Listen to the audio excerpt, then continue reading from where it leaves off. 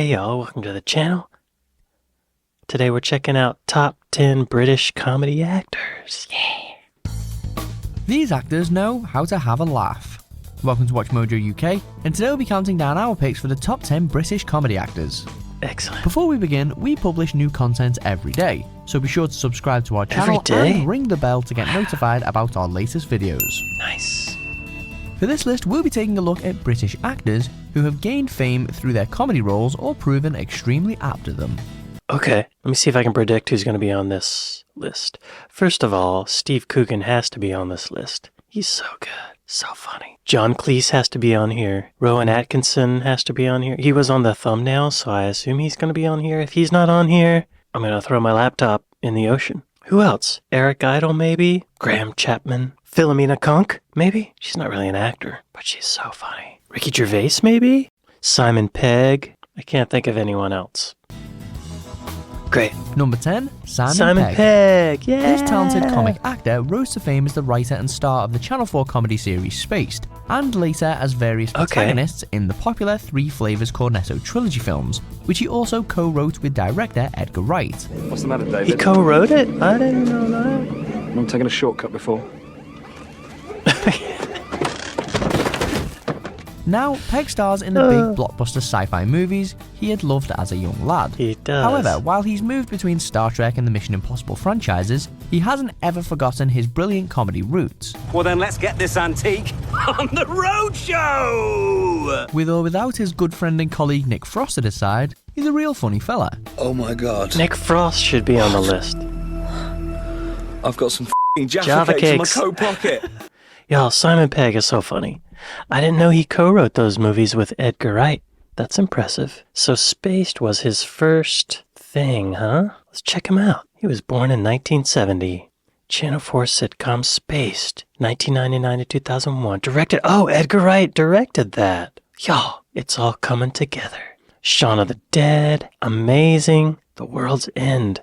Pegg is one of the few performers to have achieved what Radio Times calls the holy grail of nerddom, having played popular supporting characters in Doctor Who, Star Trek, Star Wars. He was in Star Wars? Who was he in Star Wars? He's working, y'all. Simon, great work. You deserve it. You're very funny. You're very talented.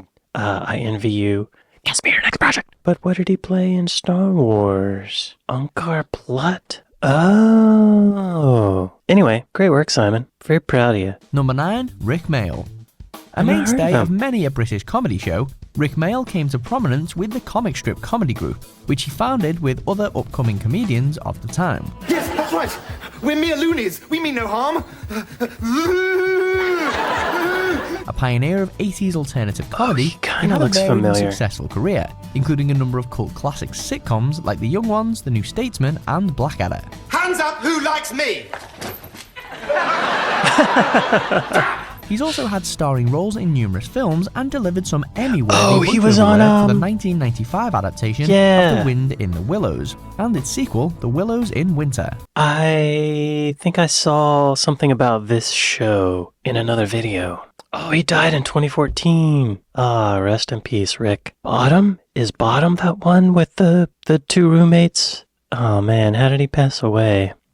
On June 9th, 2014. Oh, yeah, it's almost 10 years. Mayall died at his home in Barnes, Richmond Upton Thames, London, following a sudden heart attack after a morning jog.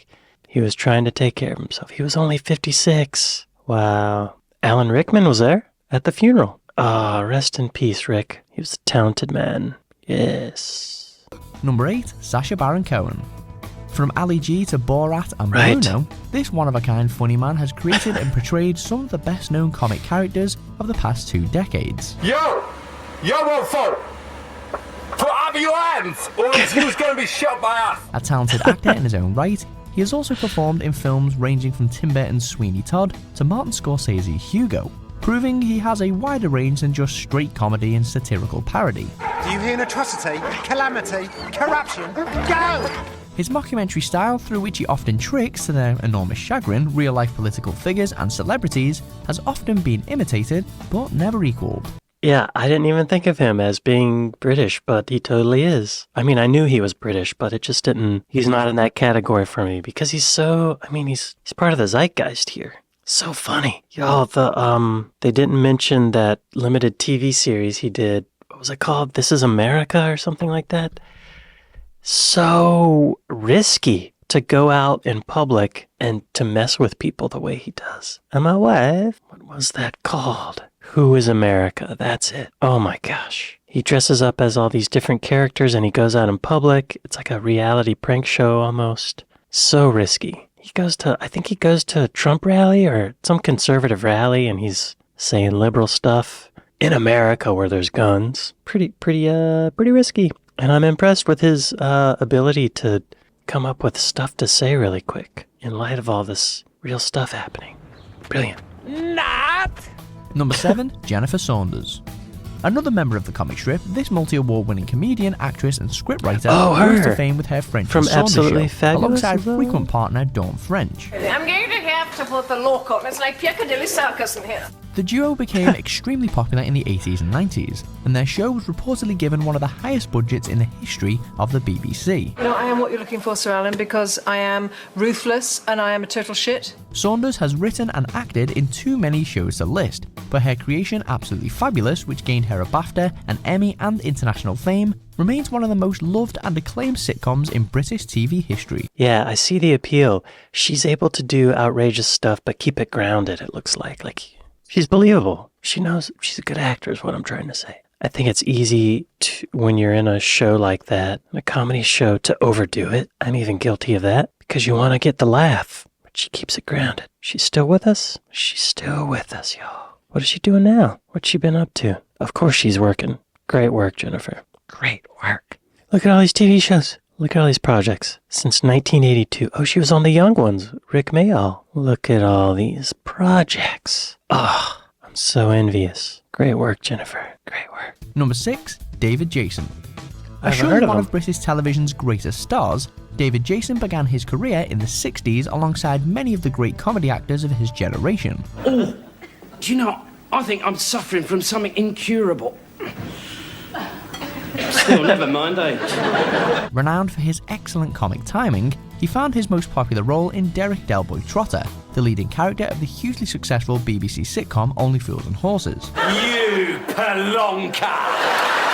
Other noteworthy appearances include the ITV series The Darling Buds of May, as well as crime drama A Touch of Frost. And don't forget, he's the original voice of Danger Mouse too. That's going to need a polish this weekend, Penfold. I used to Number watch 5, that. Steve Coogan. Okay, good. He's on here. I used to watch Danger Mouse. That came on Nickelodeon back in the day. There he is. He's still with us. He was born in 1940, y'all. Sir David John White. That's an English name. He's been knighted.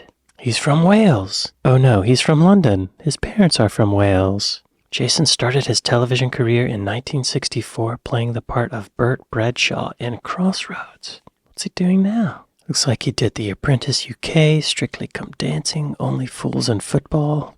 Good. He's still working, y'all. Good work, Mr. Jason. Guess me your next project. Number 5, Steve Coogan. Yeah. Famous today for his popular Alan Partridge character, which has appeared in multiple TV shows as well as a movie and gained him numerous nominations and awards, Steve Coogan is a versatile actor who really shines when delivering the most absurd and hilarious lines, always with the straightest of straight faces. Little pierce my foot on the spike. Active in film both as a writer and an actor, Coogan's big screen highlights include his role as Manchester music legend Tony Wilson in 24-Hour Party People and his appearance in Stephen Frears' Philomena, which he also co-wrote. That was great, yes. Yes, Steve Coogan. Where's he from? He was born in 1965 in Middleton, Lancashire. Lancashire. Lancashire is the correct pronunciation of that. His father was an IBM engineer, so probably pretty smart. His younger brother Brendan was on Top Gear. His older brother Martin was the lead singer of a rock band called the Mock Turtles. He began his career as a comic and impressionist. He worked on Spitting Image, that show with the puppets. Wow, good for him. Steven, great work. You're so talented. Oh, And this Philomena movie, what a stroke of genius. It was wonderful. Guess me your next project. Number 4, Rowan Atkinson. Yeah. One of the best known faces in comedy, Rowan Atkinson is a living legend, winner of a BAFTA and an Olivier Award. I only didn't laugh out loud because I was afraid if I did, my head would have fallen off. His work as the title characters on Blackadder and Mr. Bean, some of the most popular shows on British TV, has made him an icon the world over. But many of his movies have gone on to do well at the box office too, even when the critics have turned up their noses.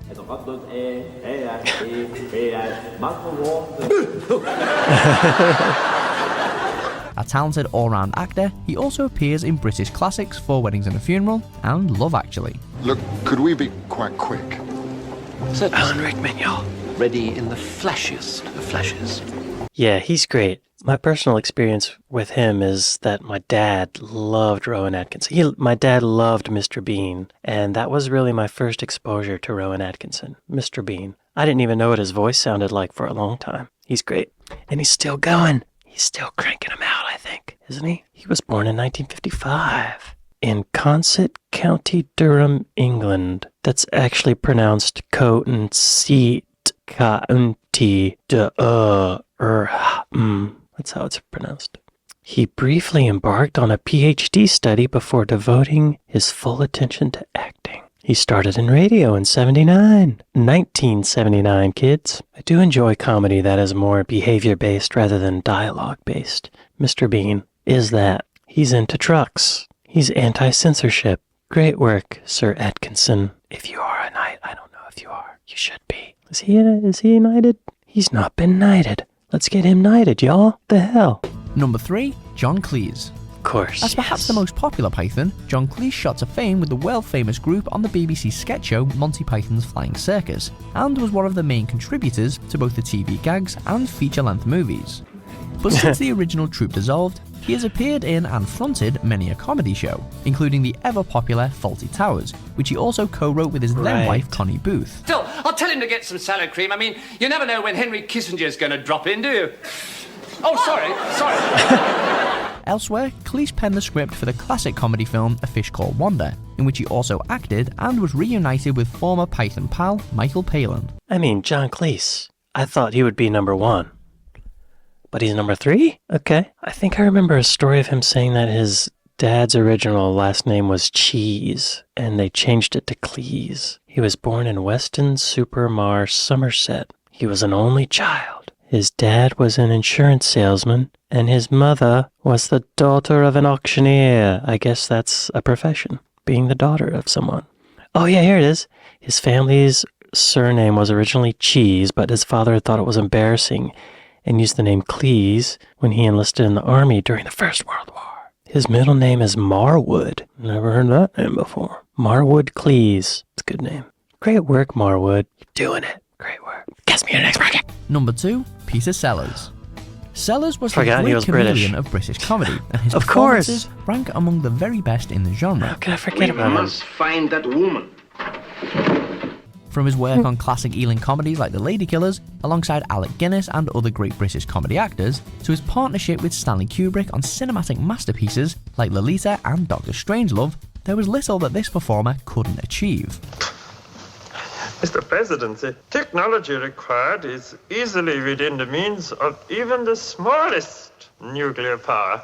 But one of his most famous and highly regarded roles remains that of Chief Inspector Clouseau in the Pink Panther series of films, and for good reason. Peter Sellers, yeah. I think the Pink Panther was the first time I heard about him. I think my favorite performance of his is the 3 roles he plays in Dr. Strangelove, or How I Learned to Love the Bomb. Apparently, pretty out there, maybe a little neuroatypical, as the term goes. He did that one film, what was that one film, where he plays a butler, Being There, in 1979, but apparently it's a really beautifully done performance, but then at the end of the movie, during the credits, they show bloopers, and I guess Peter Sellers didn't like that was included. It's really funny, but because of the bloopers at the end, he thought it kept him from being nominated for an Oscar, for awards, Peter Sellers, of course. Before we unveil our top pick, here are a few honourable mentions. We were let down by your rhubarb and ginger Victoria preserve. Wood. It was too runny to stay on the scone. I'll just put this over here with the I've rest seen him. of the fire. Because there's something wrong with your fiancé. Stephen Fry. Oh my God, she's not Welsh, is she? Yeah, I forget Stephen Fry is British. I mean, no, that's not true. I remember he's British. I forget that he's like an actor. I think of him as more like definitely a media personality, but more like a speaker or a stand-up comedian kind of guy. Or personality. I forget he was an actor. Number 1, Charlie Chaplin. Of course. For most of his career, Charlie Chaplin, like many other English actors who found fortune across the pond, was a household name in the States. But he was also as British as they come. Forgot he was British. His tramp he persona barely is speaks. probably the most recognisable comic icon in the world. Yeah. And his early silent films set the template for all comedy to come afterwards, on the big or small screen.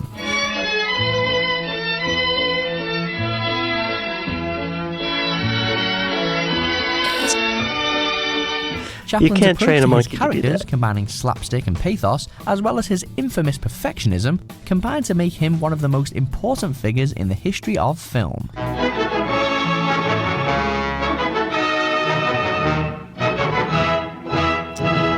Do you agree with our picks? Yeah, I do. Yeah, I forgot Charlie Chaplin was British. I feel like that happens all the time with these videos. Of course he's British. You just don't hear him speak that much, so it's hard to remember. How did Charlie Chaplin die? Did he poop to death? He was born in 1889, y'all. He died in 1977. Amazing. Isn't it crazy that he had a Hitler mustache before Hitler, and Hitler still decided to wear that mustache, knowing that he looked like Charlie Chaplin's The Tramp? Oh, he moved to Switzerland towards the end.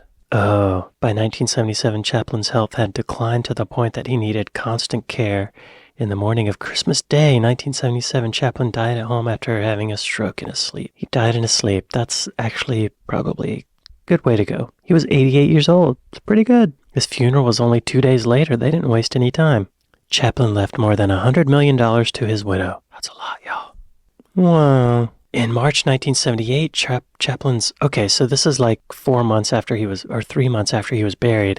Chaplin's coffin was dug up and stolen from its grave by Roman Wardus and Gancho Ganev. The body was held for ransom in an attempt to extort money from his widow, Una Chaplin.